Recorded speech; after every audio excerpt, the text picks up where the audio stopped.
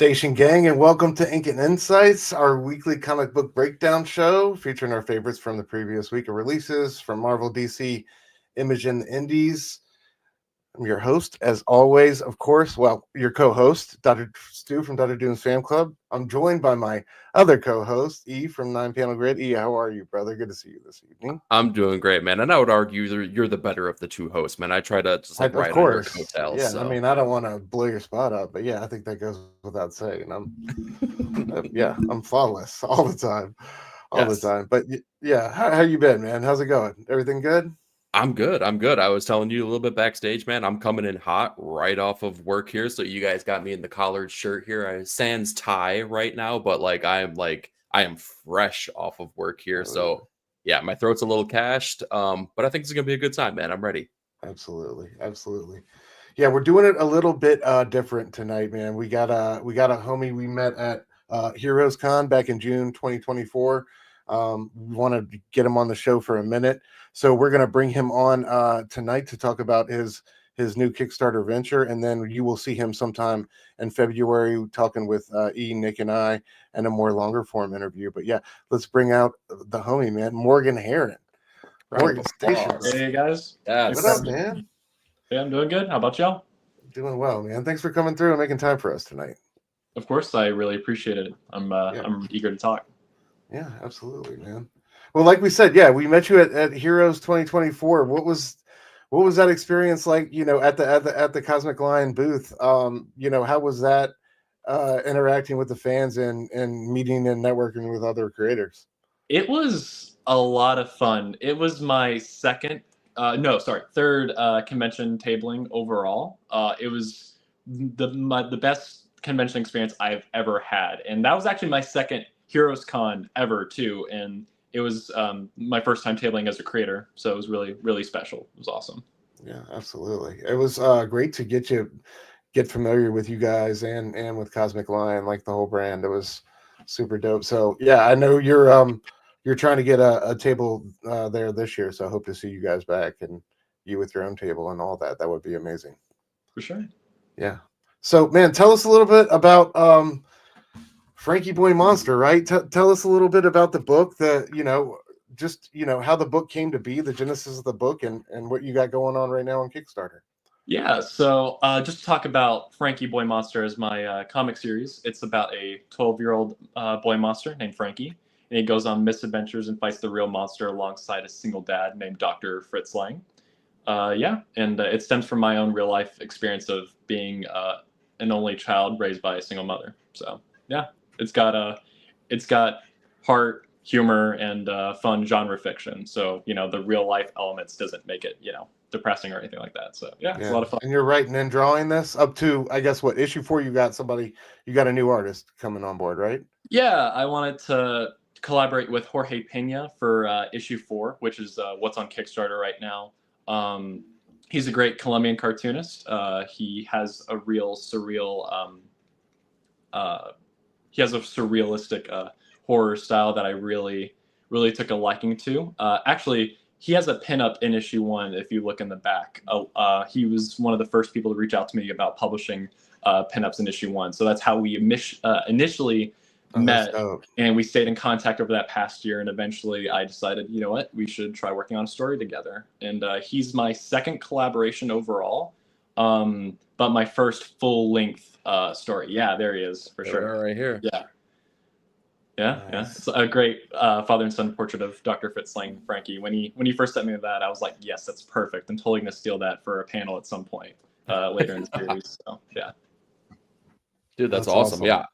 I've had such a good time reading this, and obviously meeting you at Heroes as well. Also, weirdest shout out ever, but shout out to your mom for being there with you behind the booth at Cosmic Lion too. That was such an awesome experience to be like, dude, talk about a level of support that you don't generally see. That was no joke, amazing. That was really cool meeting not only you, but meeting your mom as well. You're one of many people to say that, and you will not be the last, because anytime I go to Heroes Con, she wants to go with me, and hey, she's helping me afford it, so I can't say no. But no, I'm very thankful for her support. She's always asking me like, hey, can I get a water for you? Or like, do you need breakfast? Are you doing okay? You know, stuff like that. And then there are times where it's like, okay, mom, like you don't have to be mom all the time. Like, but no, she does her own thing, and like she holds her own really well. Like on the nights where like you know, the convention time is over and like everyone's breaking for dinner or hanging out at cafes or bars or whatever, she's hanging out with like heroes of mine and like getting along with them way better than I am.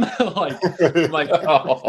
what? Are you kidding me? Like Amazing. these people that I'm aspiring to be, like she's like having full in conversation about like, you know, raising children, stuff like that, taxes and all that stuff. You know, it's great. That's amazing. Like you know, Mom's Jesse starting on Lonergan, Yeah. she really hit it off with him at IC3 this past year. Like they were talking about how, so Jesse has like a 2 or 3-year-old and how like she's kind of going through like a tantrum phase, and my mom was like, you know, bless you, I've been through that myself with him when he was his age. And I'm like, mom, like come on, like what are you doing over here? It's all good. It's pretty great though. That's dope. What's like you've gotten so many amazing pinups from so many amazing artists. What's been like, is there any highlight for you, any standout moment, like receiving somebody's art and just being completely floored? You know, Yeah, I mean, I'm sure that happens all the time, but yeah, every time I'm always thankful. In fact, at Cosmic Lion, I am dubbed the pinup king because everyone wants to get in on publishing a pinup in my book, because I always say it's an open call. In fact, issue 4 is going to have the most pinups out of all these issues. So yeah, it's awesome. It's been great. But for standout ones, like it's been great, like having independent cartoonist friends that I really respect, because you know they're in the same boat as me. They're trying to like put their vision out into the world in their own special, unique way. And it's always like heartwarming, like to see like Anton William Blake, who does Zethia Space Witch with Cosmic Lion. Like he did a watercolor and gouache mixed media piece of Frankie, which is how he would normally like draw and paint and illustrate, and Zethia. And then I in turn like do like, you know, a Frankie Boy Monster style Zethia pinup for him in his book and stuff like that. So anytime I get to do trades like that with independent creators like Raymar Brunson, who does Ghost Man, he's been in the book. Like every issue he's had something in the book, whether it's been pinups, and he was my first collaboration. He did the 6-page backup story in issue 3. So yeah, and Tony McMillan and Mighty Keen are like independent comics heroes of mine, as well as peers, which is kind of weird to say. You know, they're like I'm kind of aspiring to like get where they are in the next couple of years, but also like, you know, they're really nice to me and they're friends. In fact, I don't know if you saw, but Tony posted his first proof copy of Destroying Angel Lumen. Yes, I was just about to say that. I saw I have it up in the back because I met him at IC3. We talked, we traded books. I read Attaboy, I fell in love with it. Then I bought Lumen, fell in love with Lumen, and then I had to do drawings of both of those characters. And yeah, the Lumen pinup is going to be published in Destroying Angel Lumen issue 1, and then maybe the TPB, but we'll see. That's awesome. Yeah, I saw you guys just on the Cosmic Lion stream together. That was, I was surprised. Yeah, that was so dope. He's amazing, man, and hilarious. Such a funny dude. Yeah, absolutely. That's incredible. Well, yeah. Anything? I don't want you let you get out of here. Anything you wanted to say about the Kickstarter or the tiers, or anything you wanted to push out there before we? So we have all kinds of different tiers. We have the digital copy. We have the single issue 4 tier. That's like I believe $15 on there. I kind of forget. If you've missed out on the comic series, don't feel intimidated to jump on board. We also have a tier for all 4 issues. Oh, sorry, sorry, the thumbs up thing. No, you're good. It happens to our boy Fable all the time. Yeah. We have a $35 tier where you can score all 4 issues, and that's definitely a discount considering what the issues are actually are priced. Yeah. Trying to think what else. We actually got Jim Mahfood, who's another hero of mine, who did a pinup that's going to be published in issue 4, and it's a poster that's included as either an add-on or its own separate tier in the book. Yeah. So, I got that one. That's the one I got. I got that, and I got 1 and 2 from you at Hero, so I got that, and 3 and 4 coming to me. Oh, And awesome. I think I got. Don't you have a print available? As Yeah, well? I have one for me. There's Kevin Anthony Catalan, who does Space Knights and Godzilla Rivals with IDW. He was kind enough to do a pinup. That one was published in issue 3, but it's also a poster. We got both of their permission to do that. That and Christian J. Measy, also known as Measimo, he did a pinup that you can also get as a tier. And then there's one from me. So you have 4 different poster options from different creators. And also, we have a commission tier that's $160, where you can get a commission from me, and I will draw whatever character you want in my style. And yeah, it'll be an original piece of art, 8.5 by 11, which is slightly smaller than what I draw on anyways, which is 9 by 12. I put a lot of thought and care into my commissions, and there will be even more so, more thought and care going into these for Kickstarter backers. We also have a $100 tier where you will actually be drawn in Frankie Boy Monster issue 5. Oh shit! So one of the reasons why I also got a guest artist on wasn't just because I wanted to work with Jorge. I also wanted to buy myself time to make the next issue, which is currently, I would say, like 75% done. All I got to do is write and draw one more short story, which, if you back this tier, you'll be a villager chasing my character Frankie with pitchforks and torches and the like. So yeah. So if I'm hearing you right, basically, there's no excuse not to get this book. You're getting it at a deal. You can get caught up. It's filled with incredible artists, including yourself, and you can get commissions for the artwork right here and be drawn into the comic. That's like, I mean, that's the full package of a Kickstarter. Absolutely. Speaking of Kickstarters here, now correct me if I'm wrong.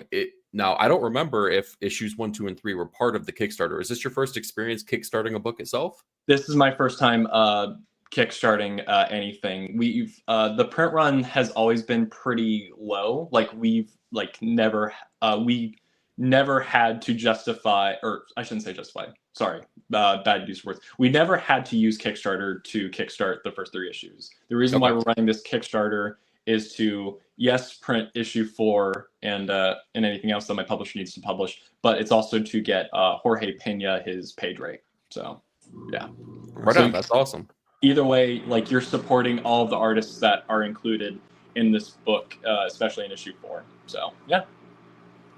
Dude, that's awesome. Yeah, again, no excuse not to be backing this Kickstarter here. Me and Stu are already big fans of this, big fans of not only the book, but the creator himself here. So, like, yeah, if you haven't already jumped on this, make sure that you give it a follow here. You know, put some dollars on it. It's definitely something that you're gonna enjoy the heck out of without a shadow of a doubt. Thanks, guys. I appreciate it. Dude, thank you so much for making time for us. Did you have anything else you wanted to show off or talk about before you got out of here tonight? Y'all want to like sneak peek at issue 5? I got the original. No, we wouldn't want something like that. Come on. Hold on, let me make you solo right quick so we can.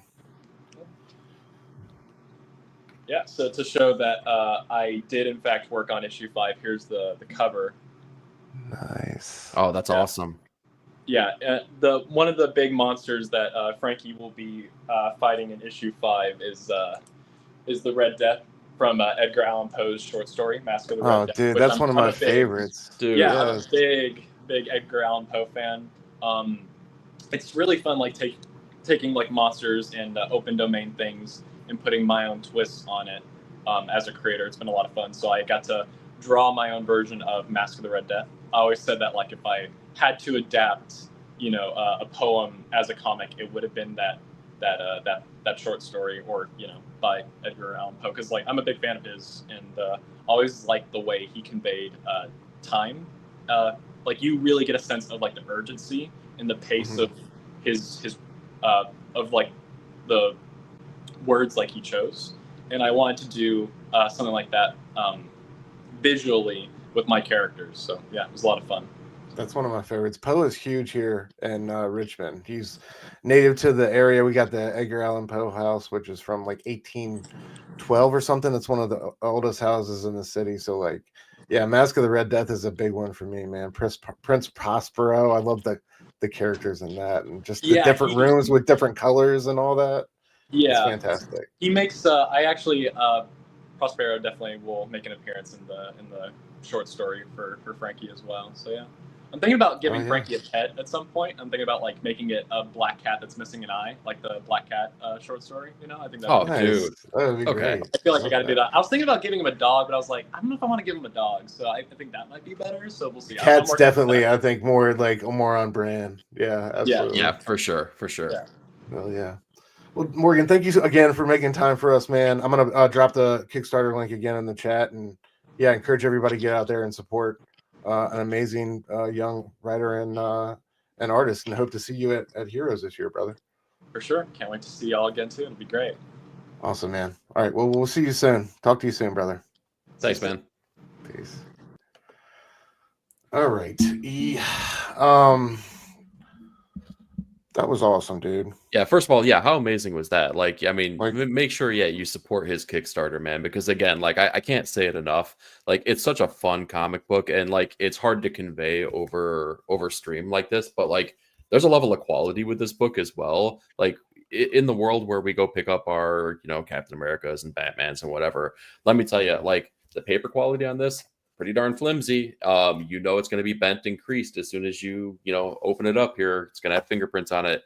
Not this though. Not this. This has a really nice, feel to the page. The cardstock cover here is awesome, and like, again, just an incredible read, man. So support your indie creators out there. Absolutely, they deserve it. Absolutely, man. Especially the young and up and coming ones who are just so talented, dude. Like, I don't know. A bright future for Morgan, and I can't wait to see what he does. So yeah, for sure. Shout out to him for making time for us. And again, look for that longer form interview that we're gonna have coming up in February. Absolutely. But all right, bro, let's get to our comics, man. Ultimate Black Panther number 12 is our first pick of the week for some reason, right? For some reason, for absolutely fantastic reasons here. We're in case the chat's not really aware of this, but me and Stu, we're fighting right now because there's a subset of the comic reading community out here that's really on board with this book, and there's a subset that thinks that this is a slow burn, and it's I just can't keep up with the pace of this book, and they're crybabies. Let's be honest. They're crybabies, and I can't deal with it anymore. This book is awesome. It's fantastic, and I will fight Stu for at least, I don't know, maybe 45 minutes on stream here. It's okay. It's slow as hell, man. Like, it's the slow burn. Slow burn is not even an appropriate term for this book. It's just like, I haven't read it in a good 3 or 4 issues. I came back to 12, and we're still on the vibranium quest, are we? Like, it's Black Panther. When is he not on a vibranium quest? It feels like nothing has moved. It feels like we finally got to the fight with Moon Knight, though. That was good to see.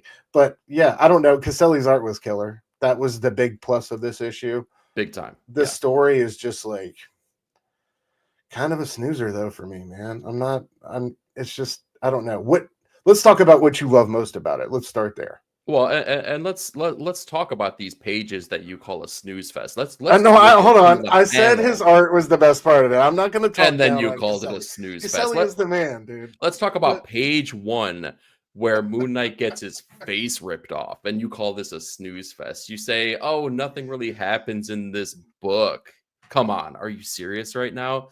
This was amazing. Not only do we get this awesome action set piece with T'Challa taking on the Moon Knight, finally, the thing that's been a slow burn, right? I would call it a simmer turning to a boil. We finally hit that fever pitch where things go down, and we finally get what we've been waiting for this entire time. They built it, right? It wasn't something that was like, here it is. They built it up, and that's what's needed, right? It makes things emotionally resonant. It makes it worthwhile to take the journey. Now, I say all that. Yeah, exactly. Go ahead, take your nap. Take your nap, brother. I know you're going to have some supporters out there.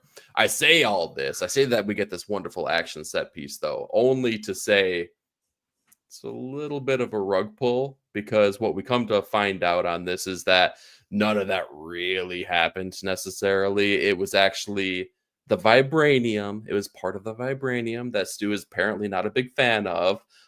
It was the influence that the vibranium has over T'Challa, and we start to see maybe what that means for our main character and what that means for the interactions he's going to be having with Moon Knight come, later on down the path. So with that being said, let me ask you, since you were not digging the series, and I totally do understand that, by the way, to break kayfabe here, I don't hate Stu, and I totally understand why people can dislike this book.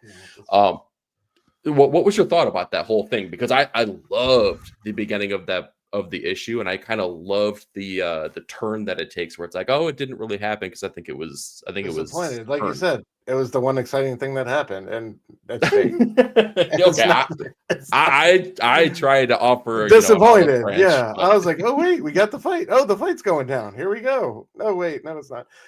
Tell me this: who are these characters? These spirits in red? What is that? We don't know yet. Okay, how long have they been popping up? Because that was kind of new to me. No, it is. It's new. It's new for everyone. It's new here. Okay. I think this is. I don't know if they had been seen before. No, this is the first visual representation that we have of the Vibranium's influence over T'Challa, and it's kind of cool because it's almost like I was kind of wondering this myself in previous issues, because they talked about, oh, Vibranium's this living thing. It has like motivations, it has needs and wants, and like, dude, this sounds a lot like the symbiote, right? This sounds like Venom more so than it sounds like Vibranium at this point. So I don't know, man. This I would assume that they're alien present, that it's an alien presence, because that's kind of like the whole nature of Vibranium, is that it came through, by way of a meteor that hit Earth, and that's what they started mining. So it's not a real answer. I don't know what it is here, but again, for me as a reader, that's what makes it, again, another layer of excitement on top of this too, because we're starting to see the change in T'Challa. We're starting to understand what that change means a little bit more.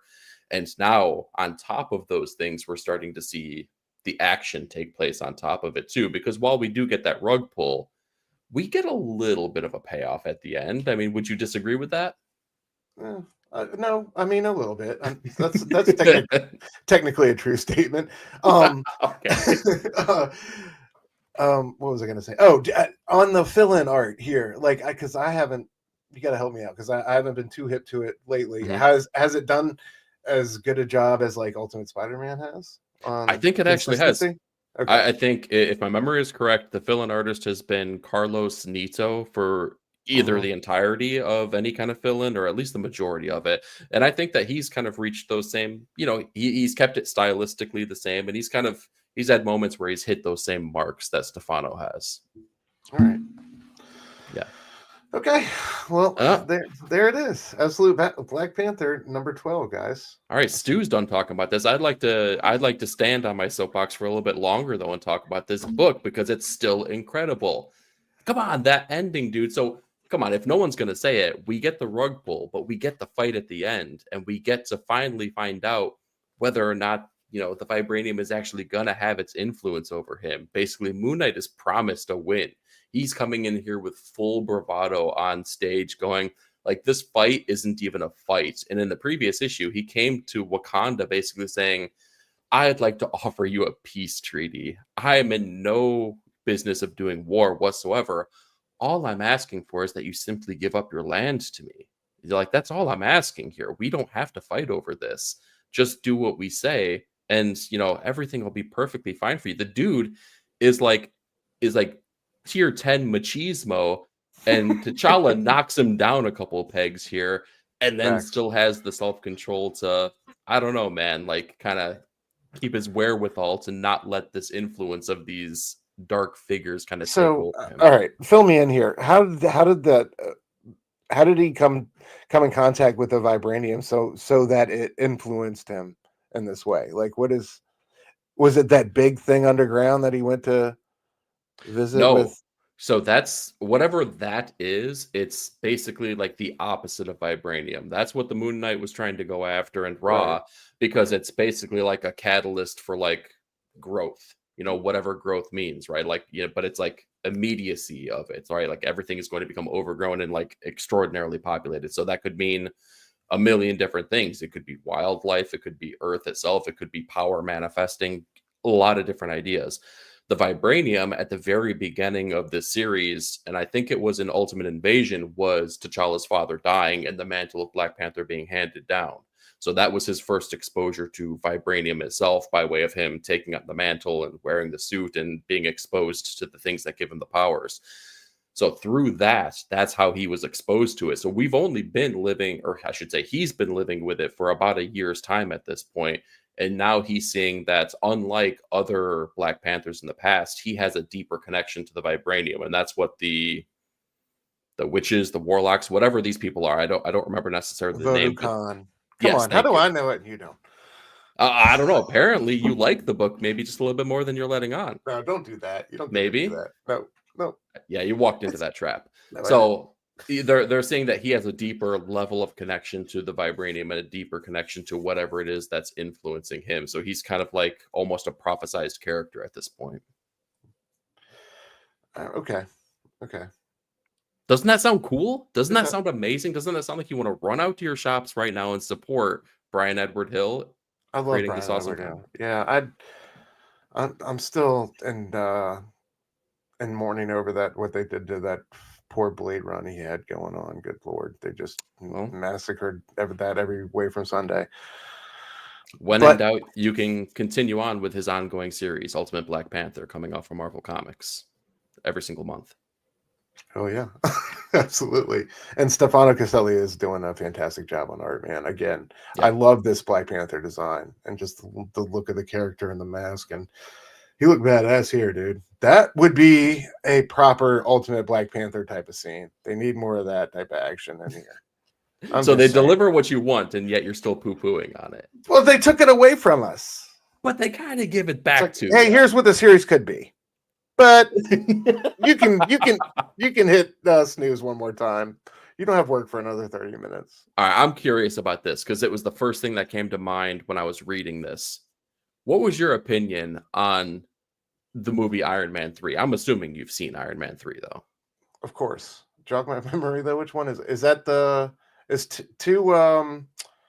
What's his name? So one is Ironmonger, 2 is Whiplash. 3 is the Mandarin. Mickey Rourke, yeah. The Mandarin, yeah. I've seen all 3. Okay, you've seen it. What was your opinion of the third one? Because that was a very divisive movie. Either you loved it or you hated it, and I feel like it was particularly because of a rug pull.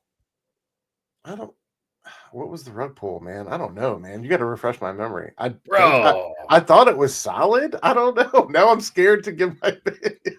Where the Mandarin wasn't actually the Mandarin. He was just an actor. Oh, yeah. Ben Kingsley, right? Yes. That was hilarious. That was kind of, I don't know. I don't hate it. It's not not the best thing that ever happened. Right. It's not the best. One is the classic, right? And then I kind of I got a soft spot for 2, honestly. Okay. All right. The Monaco scene was righteous. All right. You don't like your expectations subverted. Duly noted. I got it now. I know you. How do you feel about it? I loved it. It was like my favorite Iron Man movie. Can you tell? Dude, I don't hate it. I definitely don't hate it. It was kind of funny to me. I don't. Was that the Extremis one too? They tried to work that into the plot line. It was, yeah. And Verno, you're on thin ice, by the way, buddy. You're on thin ice. I love you, but you're on. That one had a lot. It just had too much going on. I think they should have gone one way or the other with it. You know what I mean? I feel like they were trying to pack in more storylines. Yeah, let's say what up to the chat. We've been horrible to the chat and neglected them. Chat, we're sorry. We love you. Christina, what up? Simpleton in the house. What up, brother? Hope it's going well. We got Hall, yeah. What up, Nate? Bro. Good to see you. Uh-oh. Only 9 away from 200. Let's get it. Let's go. Come on. Make this happen tonight. Let's celebrate 200 right now. I'm headed to the big time. Let's do it. We got Nick in the house who had excellent opinions about Ultimate Black Panther as well. He's on thin Appreciate ice you, too. Nick. Appreciate you. Edson, what up, bro? Good to see you. What up? Verno in the building. I'll be with my boy Vern tomorrow night doing Martin, the Romero film with Robbie and Link. Martin. Yeah, man. Can't wait. Mask of the Red Death is cool, dude. It's the coolest. Yeah, he said that would be cool if it was like a vibranium Symbiote. That would be cool. That's what I'm saying. It's a cool book if you guys just open your hearts to understanding that, maybe you want to take this journey. Maybe you want to be alongside T'Challa. I do. Scotty, another brilliant opinion. I jumped off it. Good job, bro. I just wasn't feeling it after 9 issues. Not a whole lot. Still in most of the other Marvel. All right. Yeah. That's all right. There's more room on this roller coaster. Scotty, good to see you. Good to see you. So many intelligent minds in the chat tonight, man. So many brilliant people. Neighborhood Merc in the building. What up, bro? Good to see you. Up? And of course, the homie Sal. Sal. No, we're not. No, run away, Sal. This guy is saying absolutely. Scoff at this guy right here on the shelf. So it's okay to be imperfect. All right, guys, moving on. We're only covering 3 books tonight because we had Morgan on. So it's going to be a little shorter form show. We're going to talk, have a couple combos about a couple other books. But yeah, our slides are only going to cover 3. So moving on to DC, Absolute Batman #4. Snyder, our first art change up. What's your history with Walta, dude? Mine is the Vision series and Phantom Road with Lemire. I love Vision. Vision, he was incredible. Incredible work. I don't know much other than that. I know he's done some good stuff. Yes, he did a fantastic. So Phantom Road as well. I feel like maybe similar to Ultimate Black Panther, I'm one of the only people that kept up with Phantom Road. I thought it was like a really fun. Yeah, I stopped on that one. Journey. Yeah, but again, that's a slow burn book. Where I was introduced to him, though, was Sentient. It was a TKO book that came out between him and Jeff Lemire about some children that were basically stranded in space. Great call. I love that one. That was a fantastic read, man. It was so good. But yeah, I love his artwork. I think that he has a quality that is very unique to the landscape. Yeah, and I thought that was a good call when you're talking about what they were trying to do with this issue and this year one kind of Bruce developing the idea of Absolute Batman and what he wants that to be, right? By kind of like trial and error and just trying out different things. And I love this like pulpy, like kind of first, it looked like the first iteration of Batman almost at first, you know what I mean? I'm so glad you brought that up because I was thinking the same exact thing. It's so like maybe not like Purple Glove Batman, but kind of like Purple Glove Batman. Yeah, and it's like I love that he's kind of a ghoul here with the van. He's got the paralytic fangs, and it was like that was a very cool twist, man. It also got me excited for Jim Mafood's Savage Street Vigilante because this like this, you know what I mean? I was like, oh man, this looks gonna be so gnarly. Yeah. But yeah, what did you think about these like early I guess variations of Batman? I loved it. Like I love that again, like we talk about artistic changes all the time and how they could be jarring and they could take you out of a book, and like especially when it's something like, man, if you just delayed this book 1 month, you could have just had the regular artists and like give them the time to like create the story that they want to tell. This at least made sense. I like that they took it back in time. They were telling a story of the early days of this iteration of Batman.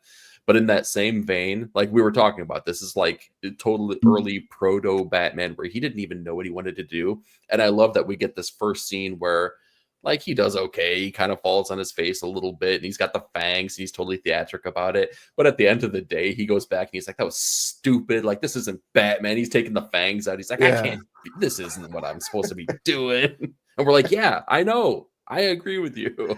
Can you imagine the guys on the rooftop that just had that encounter with him though? They would have been like, what the fuck is this? Yeah. I have this like mental image of like Bruce being kind of like the Chris Farley show where he's like, do you remember when I had the fang? Oh, stupid. Why did I do that? Why did I just look a bat? Jerry ain't been right since that thing bit him in the neck. Yeah, dude, it was awesome. And I thought it was like, like we were talking about, especially attuned to Walta's aesthetic, and it really worked. I was very hesitant because Dragata's done such a killer issue a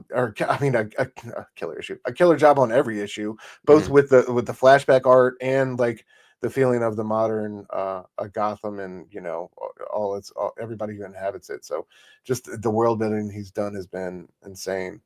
So yeah, definitely not like I would going on issue 4. It's not a job to admire, following in those footsteps. But yeah, what did you think about him? We got Nick's favorite part of the issue. Yes, I was gonna say Nick said it better than I ever could. Yeah, he pumps up an RC car gadget with 1K. He says he lets us know what it's like Snyder heard the criticism. Yeah, exactly. Yeah, it lets us know what the price tag was on it. This, of course, it seems super realistic as well. Like a fucking RC car is gonna. But anyway, yeah, jacked up the voltage on it, and it shoves a tractor trailer's rear axle sky high. And he's able to have a badass little tunnel scene where he takes out everybody, and he's like, well, maybe I'm starting to figure this thing out a little bit. I found an affordable way to make this happen and keep myself out of harm's way for the most part. So yeah, he works his way up to the monster truck. It's like incremental changes to the Batman. So yeah. Merc said, I don't know if it's an unpopular opinion, but I cannot get into this art. The story was great, but for me, the art wasn't. No, I don't think that's an unpopular opinion at all, bro. I think a lot of people felt that way. And I understand that criticism and think it's completely valid. That's the risk you take when you switch up the artist, early on in these books. But for me, it worked. I can understand how it wouldn't for other people. Well, and it's not even necessarily a risk all the time, right? That's the great thing about art. It's subjective, right? Like beauty is in the eye of the beholder. So like Absolutely. If you didn't dig it, no one can argue that. Like absolutely no one can argue it. People can have different opinions for sure, but like if it didn't, hit your stuff, I get it. Yeah. I don't know, but my favorite part of this, or my favorite thing about this issue was the way, we kind of got, I think Snyder does really like, I think he does storytelling structure really well. And I think there's certain, you can tell he likes to teach this stuff and hold these master classes on writing, because I thought he did an excellent job in structuring this issue, telling the story of Batman's development through Bruce winning the trip to the zoo by building this bridge, right? And the bridge was kind of like also the story of Batman coming into his own. I thought that was really well done and really worked for me, and was great to see the rapport between him and his father. I like that one part. He's like, yeah, in another universe, it might have been a doctor. You know what I mean? I thought that was a little like, yeah, you get it? Cool little tongue-in-cheek reference. But yeah, that was my favorite part of the issue. What was your biggest takeaway from this one? What was your favorite thing about it?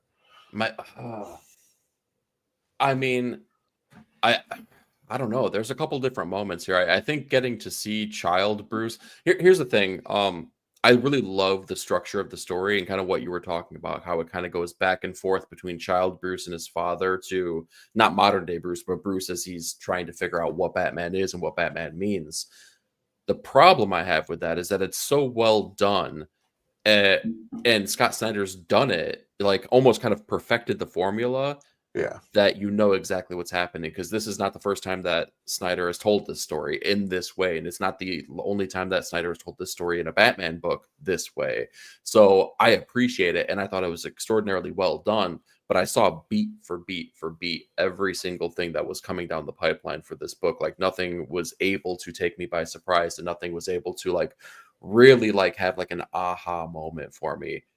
All done stupendously. If this is your first Scott Snyder book, like you're probably going to have a really good time with it. If it's your 15th, series that you're reading from Scott Snyder, you're going to see, the through line. You're going to say, okay, this leads to this, leads to this. Yeah. Yeah. I think that is like a little hazard of like sometimes with his writing is it can be a bit formulaic at some points, it can feel like that, but I don't know, man. I think he's doing something really cool and interesting here, and I'm down for the ride. So yeah, same. When I give that critique, it's not necessarily. Oh no, I know. Critique, no, I know I know this is your favorite absolute book of all of them. Yeah, absolutely right. Okay, now you're choosing violence. I chose violence previously. Now you're choosing violence. That's fine. I see how this is going. Yeah, man, absolutely, Batman. Go check it out, you guys. Are we getting Nikki Boy back next issue? We could find out for sure. Yeah. I don't know off the top of my head though. Let's see. Dial that thing up. Come on, League of Comics. By the way, since I'm using League of Comics here, make sure to check out Nick Comic Culture's breakdown of how to effectively use League of Comic Geeks here, because it's an absolutely fantastic video. Such a great website. Oh, it's like, yeah, invaluable. Are you kidding me? Number 5. Who's on number 5? We got Nick Dragotta back on art duties here, so that's going to be cool. Dang, that's a cool cover too. Okay, I'm even more excited now. Oh yeah. All right, so yeah, another fantastic issue for me. But Nick says, I think by number 4, I was hoping to see more connections with DC proper and the Dark Side connection. I wonder, dude, I was thinking about that last night when we were doing book club. If they really get that right, though, and they orchestrate it to, blend all of these, I don't know if they're going to be able to blend all 6 of these absolute titles that they're planning on releasing, but into that bigger storyline with Darkseid and, how he comes to, how he steps into the action in each one of these different universes and worlds is going to be, I don't know, very, very interesting, intriguing. I'm so intrigued and hopeful. They've done such a great job so far. What were you going to say, bro? Sorry. Well, like, it's probably an unpopular opinion, but it goes along with the lines of, like, as you're learning about me tonight, and I truly do hope that we don't see Darkseid for 12 issues, if not I longer. agree. I let them cook. Let them really slow burn it. Like, I hate to say it that way. No, I don't want to start, like, I hope they don't, one of them doesn't pop up in the other's book, or I hope they keep them separate for a while and let it do it on down the line. And like, but I don't know, will they be able to resist the event possibilities? And so we'll see what happens. But what better reason for a Justice League to assemble, than a Darkseid apocalypse type event? Like, I mean, there's a reason there for sure. So either way, it's exciting, and we know what's coming down the pipeline. They've been formulating this for years at this point. So yeah. Someone asked if it's absolute. I'm not sure if it is a mini or not, bro. Well, I mean, let's be honest. All comics are minis until they're popular. But let's see how many are solicited. Yeah, that's Javier Rodriguez and Dennis Camp. I don't think I'm more excited for another creative team on those new books. We got Lemire and Robles on Absolute Flash and Absolute Green Lanterns, Al Ewing, and a artist I've never heard before. I forget their name. Yeah, I don't know the name off the top of my head here. The only thing that's been solicited so far is Martian Manhunter #1. So I think all of these are intended to be ongoings, but we will see. Okay. Next time, let them make Paul lullaby this. Even I had to drop that one, man. Yeah. All right, moving on.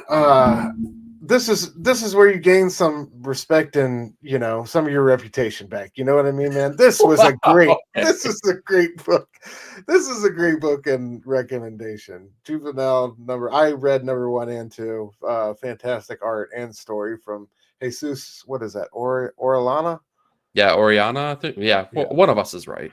Absolutely. A fantastic story about. I don't know. How would you describe this world? Near future, semi-apocalyptic. Yeah, and these kids are under constant surveillance / hospitalization / imprisonment. Because they develop these symptoms, first headaches, then they see ghosts, and then they become what is it? Toxic.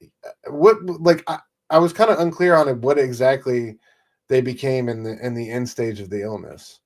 It kind of reminded me of another indie book that I've been like super high on recently, Skin Police, where they have like clones that essentially go crazy and go on this murderous rampage. It's kind of the same thing what these teenagers are being pitched. So the premise of this book is that at a certain age, somewhat around puberty, maybe a little bit after puberty, but somewhere between 16 and 21, basically, there's a virus that hit and it affected the entirety of humanity. And what happens is people that were born after a certain time frame once you reach like 16-ish, you start getting symptoms of this virus. And as the virus progresses, you start hearing voices in your head, you start getting migraines, and sooner or later you start, becoming basically, what maybe a murderous zombie kind of person. We haven't really seen what the after effect is truly yet, but we know that the youth of this world are basically held in this medical facility that is also very, very much like a military imprisonment kind of situation.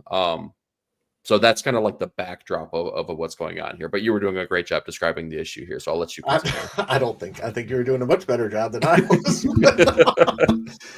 Yeah, so we have a bunch of kids who are basically following the rules, right? Taking their red pills. These kids have to take these red pills every day, which are supposed to tamp down their symptoms and flare-ups and extend their life, is what they're told, essentially, right? Things will get worse exponentially faster if they don't, versus taking these pills versus not taking these pills. So everybody's kind of everybody kind of seems to follow the playbook. A lot of notes of One Flew Over the Cuckoo's Nest in this one for me. Big time. Yes, 100%. I feel the same way. And it's like, well, a lot of it comes by way of the fact that, the person that oversees this facility where these teenagers are, they refer to as the warden. And I don't know if that's a true thing, but they refer to them as the warden. And all of them have consistent like oversight from the nurses, right? Just like in One Flew Over the Cuckoo's Nest, because there's clearly machinations, right? There's like, there's things that are boiling underneath the surface here that we just don't know about fully. We still don't, even with issue 2, but we have an inkling of what that looks like. Yeah, but everything changes when this this badass kid shows up. He shows up early he was supposed to come, I think, at noon. The cops bring him earlier in the morning because they say he's a real he's a real slice of pie or something like that, right? He's been putting them through it. He's all banged up. He's got band-aids. He's a smart ass right off the bat.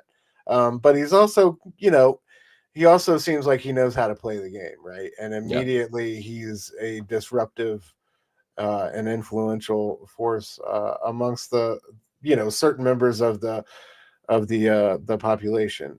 This one girl and him start to form this interesting connection after they have an incident late at night where he's up on this beam way up high in this room, and she comes in and he accidentally drops the spoon and then is able to stop it with his mind, really, with telekinesis, right? And she's wondering if what she saw is real, and she starts to wonder, what's going on? Was what I saw is real? What is real around here? And he starts to kind of peel back the layers for her, and it's clear that he's got knowledge of something going on that a lot of these kids. I think, want to stay blind, right? And they don't know any better. But you can tell he's definitely one of the ones going against the grain. He's Jack Nicholson's character in One Flew Over the Cuckoo's Nest. Yes, right? Exactly. And there's a lot of unanswered questions within this world too. So to kind of jump back a little bit, we don't know the parents of these characters. We don't necessarily know where they came from, what their background was before being here.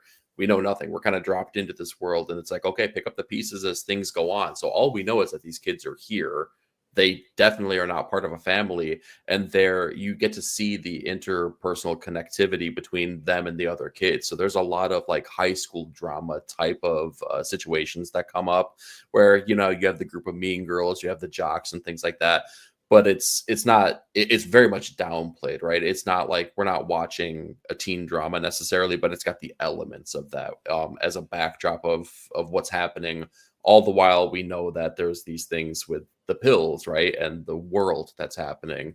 But when this character is, introduced, right, he's the catalyst for change. He's the thing that really kind of jumpstarts everything to be happening here. And our main character immediately takes I won't say a liking to him, but is very fascinated by him. So that's what kind of culminates in her following him, almost getting caught by the nurses. Because again, even though this is a medical facility, they refer to the main dude running it as a warden. And these nurses are straight up like basically prison guards at this point. So they can't get caught. They're supposed to be following the rules here. And when they almost get caught, he shows that he has these telekinetic powers here. And through this issue, I love it's like I love the issue because it's really a long conversation. Like that's what we really are delivered in this issue, as it's a back and forth between these characters as she wants to understand what she saw, how she could see what she saw and experienced, and what it means for all of them. And she just keeps breaking them down and breaking them down and breaking them down the way that a freaking teenager can do. Because we all know that if we have like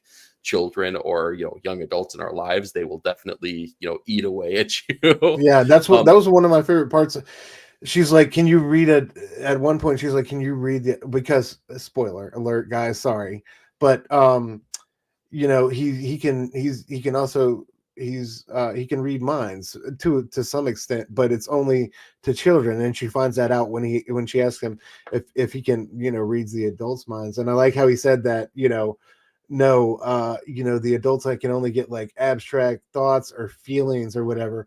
And he's like, and then when I go around the nurses, they're just empty. All I feel is fear. Like I thought that was so great, man. And that, like you just said, like getting worn down and how life just kind of chews some of us up and spits us out, dude. Well, but that also opens up so many more questions too, because again, we're dropped into the world. We don't have all the answers. So what does that mean? Is it maybe that only people maybe this virus is real, but the virus truly does give you superpowers, and that means that you can only talk to other people with the virus, because the adults, they would have never contracted it, so you can't really dive into their minds. Maybe that's what it means, right? No, go ahead. Oh, I was gonna say maybe it's something completely different. I don't even know what that other idea might be. Like I'm trying to ruminate these ideas in my own head, trying to figure out, like, get one step ahead of the book, basically. I think the adults are trying to,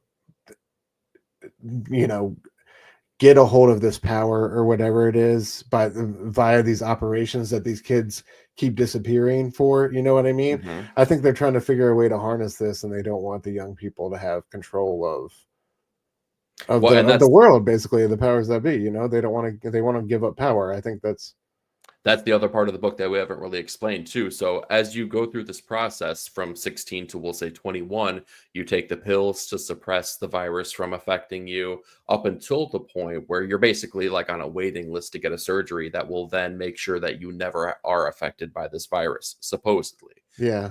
But what happens is that you never have any interaction with the kids that are taken away to have the surgery. They're released out into public, right? They can go back to living their lives again. We don't know. Maybe that is the truth, right? Maybe this is all like, peaches and gravy, and we have nothing to worry about, and we're gonna have the rug pulled out from underneath us. No, but Homeboy said to, I like when Homeboy said to her at one point, he's like, you either die or get lobotomized or something. You know what I mean? It's like, I think that's those are, I don't know, dire choices. Got the boy Talk in the house. Talk, what up, bro? Station, good to see you, man. Thanks for coming through and hanging with us. Yeah, but this was a great recommendation, man, and a book, such a quality book from Image. I thought both art and story, that one that definitely flew under my radar. So thank you for bringing it up. Of course, yeah, I think it's a really unique looking book. If you're a fan of the artist Brandon Graham, I feel like his artistic style leans in that direction. It's kind of got, I don't want to say like a manga influence, but I can see where there's like an animation flair to it. It just it looks unique, right? I think that's the best part about it. The other thing is that I really like the themes that they're playing with, because these being teenage kids and the things that we were just talking about, how the things that they're struggling with are the same things that we all struggle with, as young adults coming up to adulthood in one way or another. Is it telekinesis? No, but you make choices, right? Like, are you going to be like, basically beaten down by the world, or are you going to be able to stand up and make your own choices and be able to be an individual that still has pride in, I don't know, like the bold choices that we have to make in life, right? Yeah. Sometimes the right choices that aren't always the popular choices or the easy choices. I feel like they're telling that story by way of these really awesome, I don't know, superheroic stories. I kind of dig it. Without a doubt, dude. That's very well said, man. Very well said. It's great to have, not only like great quality books in terms of like how they're made, but just amazing stories with amazing art, and a library that's only deepening and getting stronger and stronger every day. It's beautiful to see them really leading the industry with quality the way they are, and how many great people they have subcontracted underneath them, man. Ghost Machine, Skybound, like they're it, dude. So shout out to Image, doing an incredible job. We are thankful. We love you, Image. The big one. Absolutely. All right, that'll do it for books this week, man. Is there the only other one I wanted to talk about real quick? We got to plug Kaya, of course. We got to talk about Kaya just to say it's out there. Unfortunately, we don't have slides for that, but Batman Dark Patterns I really loved and enjoyed. Another great one, dude. I love Sherman's artwork. One of my favorite shots in that one was Batman on top of the steeple with the binoculars. It just looks so, I don't know, just so gothy and year one-ish, and I don't know. I just love this version of Batman that Waters and him have created, man. He's so gruff and just feels so true to life. I know he's still on Gordon about the junkie doctor and stuff. He's got it out for this junkie doctor, rightfully so. It just feels so authentic, though, man. It feels like such an authentic interpretation of the character, and it's been so cool to see, where they're going with this one. But what did you think? Just quick thoughts on that series and where it's headed. Batman Dark Patterns, I'm having a fantastic time with it. Dan Waters is crafting like this really gothic storyline that feels akin to like year 3, right? It's before Robin, but after he's been Batman. He's definitely figured out kind of the ins and outs of this lifestyle that he has, if you will. The thing that I pointed out in my video is that we've talked a ton about Hayden Sherman, right? And like I will talk about Hayden Sherman all day, every day, because like they're one of my favorite artists currently drawing comic books right now. The things that stood out to me though were really the colors and the lettering, right? The colors, like you'd mentioned, Batman with the binoculars, right? That page would not have been as effective if you didn't see the background that was like lit up in this ghastly like light green, like I don't know, like hue that was behind him, right? That made the steeple pop right out on there. The color work was really fantastic. The lettering by Frank Vetkovic was actually one of the standouts for me as well. Where you get to feel the immaturity isn't the right word, but like the not so mature, not so perfect Bruce. Because again, this is year 3, so you get to see a younger version of him, and it's still a time in Bruce's life as Batman where you could see him maybe not like having things loaded into the back computer, right? And like having everything at a moment's notice here, almost like Minority Report. You could see him journaling things maybe and writing these things down. It feels very akin to that. And you saw that in the caption boxes that were used, because they weren't just the squares, right? There were some stylistic choices that were made there. So I thought those two factors really stood out to me in the comic book, and it made it more enriching for the entire story that was being told. Yeah. I love when Batman gets the beat on the guy who's the Wound Man's going to target and heads over to his apartment, and they have that encounter or whatever, and he gasses them, right?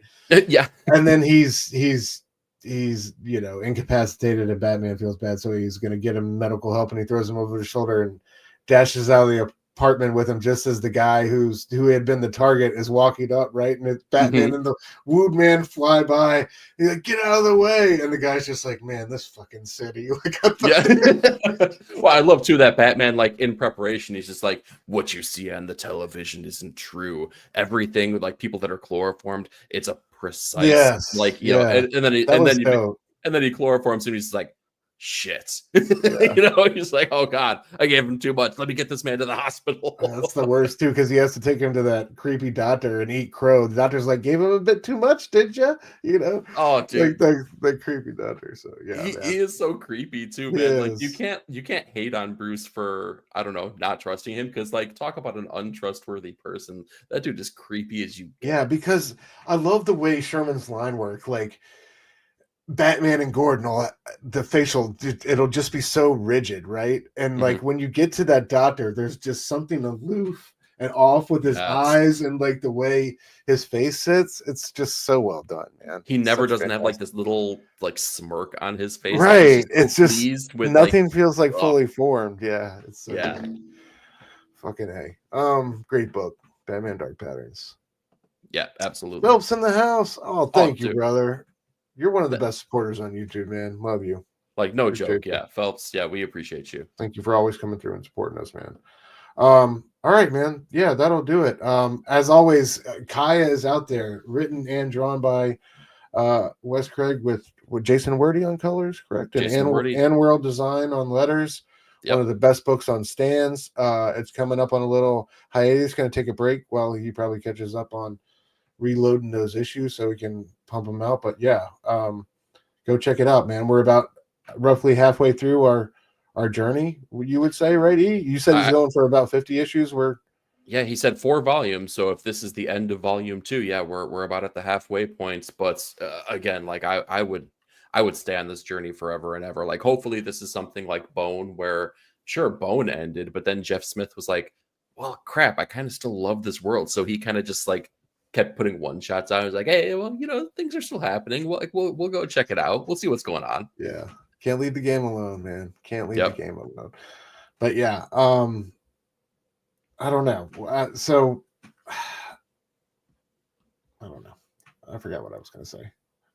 Kai is amazing, right? Yeah, we should. Yeah, and I don't know. I think go back and try to find the early issues of the early collecteds, and it definitely is a book that rewards the trade weight, but it's a fantastic story, and I recommend you picking it up in any form. So go buy Kaya today. Yep. All right, man. Let's get to our covers of the week. You lead us off since you took you left me with the scraps. Well, get on it early here. Yeah. Even before we were able to show it off here, Sal was talking about this cover as well, the James Herron variant, which has the crazy hulking Batman. That is the tiniest head absolute Batman right there. Like, that just goes to show, man, it can't be the roids, dude, because his chin ain't this big. So like, this is all natural. Oh, natural. Like he's putting in the work to get. I just love the look of these party animals, man. These Magnola skulls that they all have. They're wild, right? I love that it reminds me of Mike every time I see it. Mm-hmm. Absolutely, yeah. But I'm a huge fan of James Herron. I love the work that he's done in books like Rumble, books like Ultra Mega, and his cover work on books like this. Like, this is right up his alley to do something like this, and he just knocked it right out of the park here. Yeah, this was a fantastic pick. Amen, brother. Dude, a cover A making the pick here. Just goes to show Cruel Kingdom was a wild ride. This cover was done by Adam Polina, who did the last thing that I remember him doing was a book from Bad Idea. Remember them? Yikes. Yeah, I know. There was a book called, I feel like I'm screwing this up, man. I want to say it was Pirate Queen. But I'm like, I don't know if I'm mistaking that for Bear Pirate Viking Queen. It was Pirate something for sure. But Adam Polina did a fantastic job on that series. So when I saw him on the cover, I was like, ooh, that's going to be awesome. Rest assured, it definitely was awesome. This is a portrayal of one of the characters from the very first short story that's written by Greg Pak, a robot basically that leads way for a religious revolution, if you will. Really cool story, really fantastic cover though, with beautiful colors on it. So like, yeah, shout out to Adam Polina. That's dope, dude. Oh, this one is so good. I loved it. And this one again, like you blame me. I take no credit for this, man. DC Patrol put me on top of this one, man, because I was watching his haul video and I was just like, oh, I didn't even see that, man. Yeah. Like, I'm a sucker for an homage cover. I'm a sucker for Geiger. You throw those two things together, that makes that's quite the recipe for success here. So that was, yeah, I just loved this. Hell yeah. Great covers all, man. Great picks. All right, I had to double down on Absolute Batman. Francesco Francavilla, just fantastic. Love it. Imagine that. Like, one of the co-hosts of Absolute Book Club likes Absolute Batman. Crazy, right? Tula Lotte, good Lord, have mercy. Doing an amazing Queen Mara cover for Aquaman #1. This one also had a dope Ivan Reyes. I don't know. cover for Aquaman #1. I quite like that book, man. Honestly, I had a lot of fun with it, and like I was kind of lukewarm as the book started, but by the end, I was bought in. I was just like, cool, man. I really, really, really want to see where this goes. Absolutely great art by Timms as well. Yeah.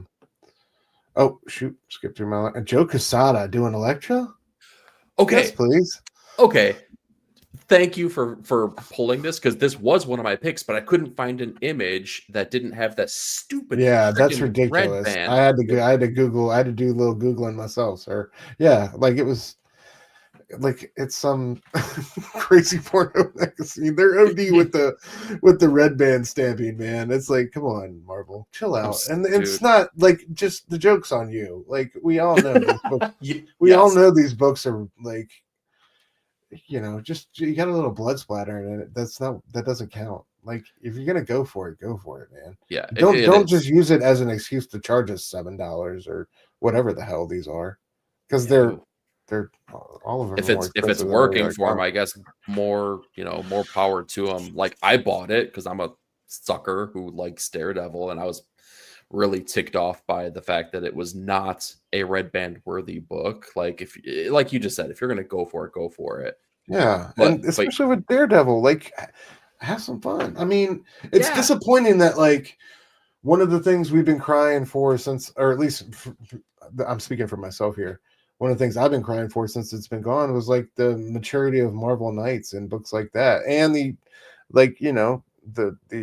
true ultimate, the first, like the Mark Millar ultimates type of, you know what I mean? And it's just like they get cute with it with this red band type of shit, but they don't really give us what we want, and that's just really disappointing. So like I feel like if I see Marvel Max come back. Okay, and Garth Ennis's name is not next to it, I know it's going to be some nonsense. You know what I mean? Like, and that's the thing. Yeah, basically they've made a Garth Ennis imprint at Marvel called Max. Get other creators to work on Max books that aren't Garth. Like, I mean, give Garth Ennis the work too, right? Because like his stories, like, oh man, his Nick Fury story, the Max story from back in the day, was so freaking awesome with the Bill Sienkiewicz covers. Oh my god! But like, bring Max back. Make Red Band truly red band. Do something. Like, I don't know. Just be better. Just be better. We love you, Marvel. Come back to us. We do. Like it's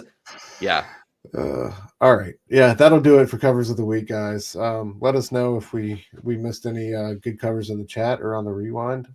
What are you looking forward to this week, man? Got a pretty solid. Dude, honestly, like a lot.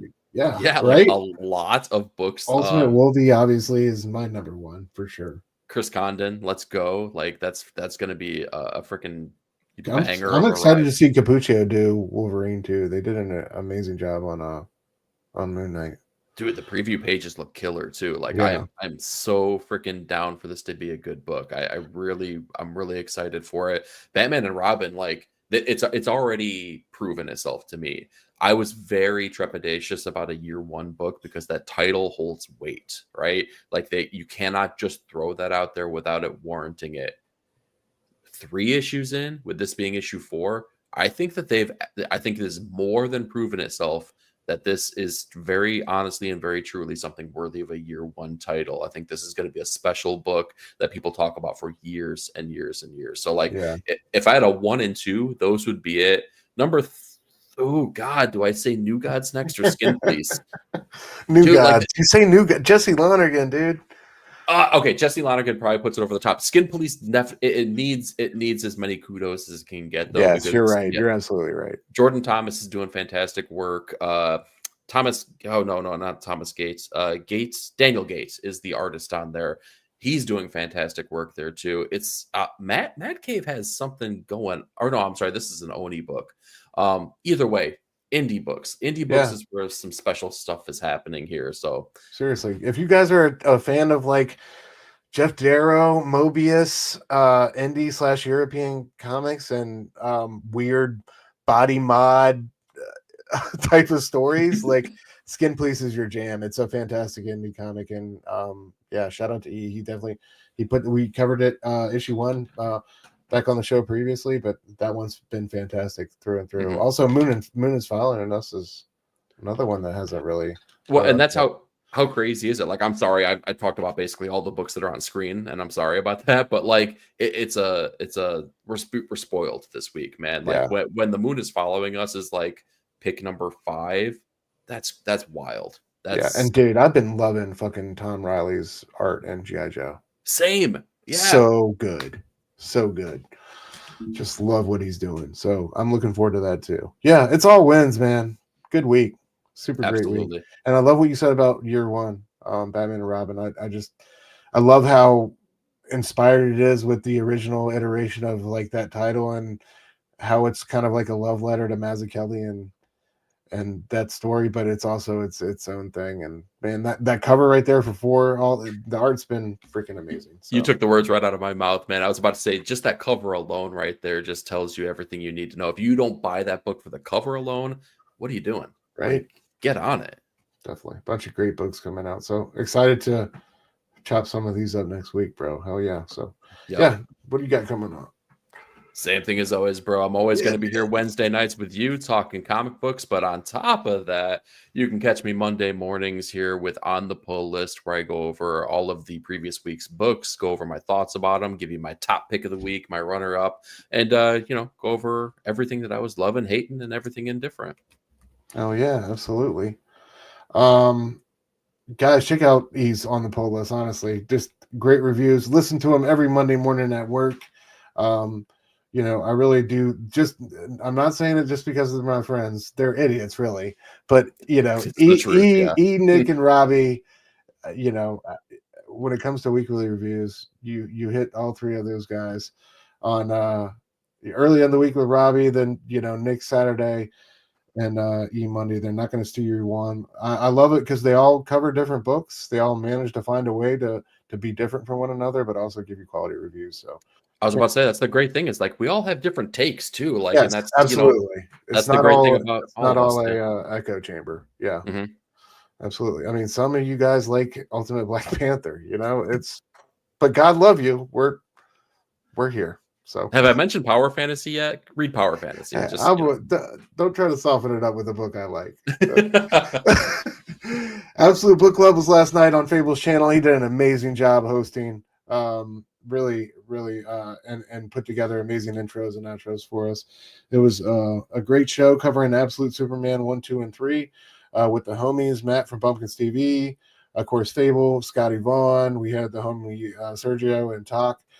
Just a great conversation, man. We're going to get together next month, and I don't know what we're going to cover. We'll see. We're probably going to split it up a little bit. Yeah. I just dropped a new series surrounded by short boxes on my channel, Dr. Doom's Fan Club. I'm covering favorite back issues from the personal collection, spotlighting what I love about them. Destroyer Duck #2 from the 80s. Steve Gerber and Jack Kirby versus John Byrne. Man, if Kendrick and Drake taught us anything, it's that if you come for the king, you best not miss. Man, did Gerby teach Byrne a lesson. And then episode 3 will be dropping tomorrow. I'm covering one of my I started in the 70s with Swamp Thing, then in the 80s with Destroyer Duck. I'm bringing it in the 90s with a personal childhood favorite, Wolverine #90, featuring some amazing artwork from Andy Kubert and the brothers Hildebrandt, and a great story from Larry Hama. So great, an all-time epic Wolverine versus Sabretooth issue. Can't wait to get into that one and let y'all see what I got coming on. And then tomorrow night I'll be on Verno's channel, Blood Splatter Chatter, with Verno, Robbie, and Link talking Martin by George Romero. So check us out there at 9 p.m. Eastern. And I think, of course, man, last but not least, at the end of the month, on the 31st, on Fable's channel, one collection down, we're doing our Comics Curing Cancer special. Nick has amazing bundles prepared. Thank you to Nick for donating, brother Joe, Bobby, everybody who helped us put together amazing bundles for our cancer benefit. Of course, all proceeds go to the American Cancer Society. You can get on the wheel for $25. Go to Comics Curing Cancer IG page. They have the link right there in their bio for you. Screenshot your donation. Send it to Nick or Fable. They'll get you on the wheel. You'll be eligible for one of these amazing prize bundles. We got all sorts of crazy stuff. Dude, we got like this great... One of my favorites is the Nostalgic Addicts donated that Ashley Wood Spawn book and figurine, like special figure. We got a Rom V book with a sketch in it. We got... I don't know. That's amazing prize bundles. We got the videos out there on IG. So yeah, without a shadow of a doubt, every single bundle is worth more than the $25 that it takes to be eligible to get one of these prizes. Get on it early. Let's, first of all, it's for a good cause. All right. Let's do our part to help, cure cancer. Right. Let's do that. Right. If you needed any more enticement, just know that you're getting more than $25 worth of stuff by putting this donation in here and becoming eligible for one of these prize packs, because they're fantastic. Yeah, amen. Cancer, I think, is something that's affected all of us. Either personally, I know it's affected the community greatly. I know we here at the PCP Bad Batch have lost members. We've lost members, amazing members of the comic book community to it. So let's help put this bitch in the dirt and donate some money, man. But yeah, that'll be on the 31st on Fable's channel, one collection down at 9 p.m. So check us out for our Comics Carrying Cancer special. E, thank you so much, man. Great show. Anything you want to say before we get out of here? Nah, man, just been a pleasure. So glad seeing you, seeing Morgan earlier on, seeing every one of these wonderful people in the chat here. Had a blast talking about all these books, but maybe specifically Ultimate Black Panther. Oh, man. Likewise. We got to argue on stream more, man. That was a lot more fun. That was a lot more fun when we chop it up. Yeah. Let's just, the pick books we can go to war over from now on. All right, but Station, man, we'll thank everybody who came through in the chat. Real quick, let me go through everybody before I get out of here. We had Simpleton, we had Christina, we had Neighborhood Merc, we had Verno, we had Nick, we had Scotty. Who else am I missing? We had Hall, we had Sal, we had Brother Joe, we had Talk, we had James Phelps. We had Chris from Lost in Comics. Chris, Station Brother. Good to see you back at it again, man. Oh yeah, y'all make sure you check out our boy Chris. Thank y'all all for coming through and spending time with us. It's always a pleasure. We love interacting with y'all in the chat. And if you're catching us on the rewind, we appreciate y'all too. Until next week, Station.